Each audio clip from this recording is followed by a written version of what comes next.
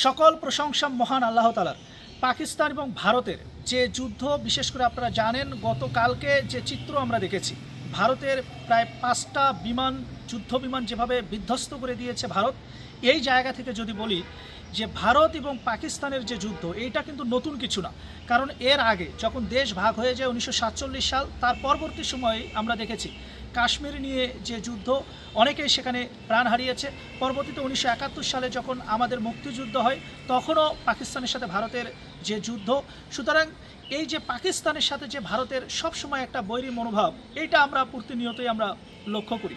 এর প্রধানত যে কারণ আপনারা জানেন, ভারত যেভাবে বাংলাদেশকে একটা আবরণের মধ্যে গত 15 বছর বা বিভিন্ন সময় তারা রাখতে চায়, পাকিস্তানকে কিন্তু তারা কোনোভাবে এটা রাখতে পারে না।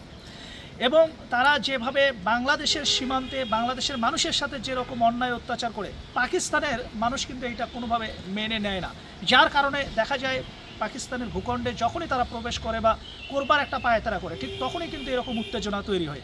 যেটা আপনারা জানেন গতকালকে আমরা দেখেছি ভারত যেভাবে ইচ্ছাকৃতভাবে পাকিস্তানের ভূখণ্ডে ঢুকে যেভাবে যুদ্ধ বিমান দিয়ে মহড়া দিচ্ছিল, ঠিক সেই মুহূর্তে পাকিস্তান সেইটা যেভাবে পরিস্থিতি নিয়ন্ত্রণ করেছে।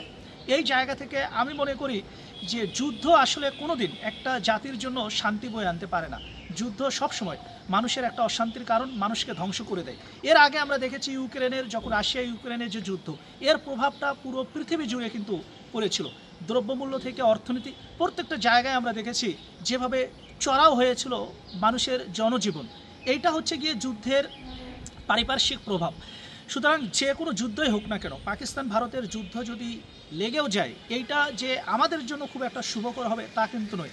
এমনকি পার্শ্ববর্তী যে দেশগুলো রয়েছে তাদের জন্য যে শুভকর হবে তাও কিন্তু না। কারণ যুদ্ধ কখনোই শান্তি বয়ে আনে না।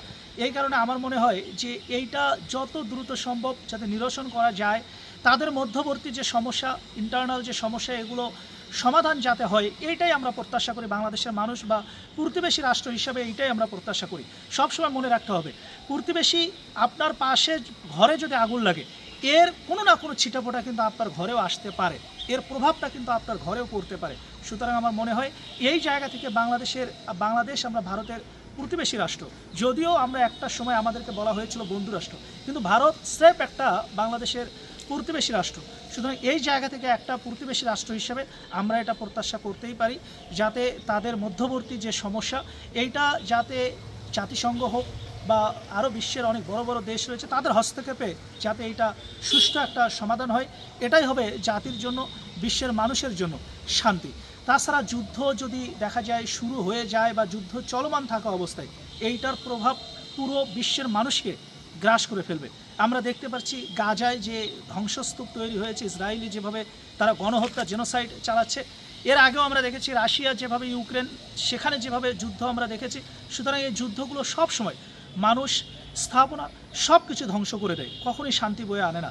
সুতরাং একজন মানুষ হিসাবে আমি মনে করি, বাংলাদেশের একজন নাগরিক হিসেবে মনে করি, প্রতিবেশী দেশ তাদের যে সমস্যা, এটা দ্রুত সমাধান হয়ে যাক। এই যে পরিস্থিতি, চলমান যে পরিস্থিতি, এইটা বন্ধ হয়ে শান্তি প্রতিষ্ঠিত হোক। ভালো থাকবেন, সুস্থ থাকবেন। আল্লাহ হাফেজ।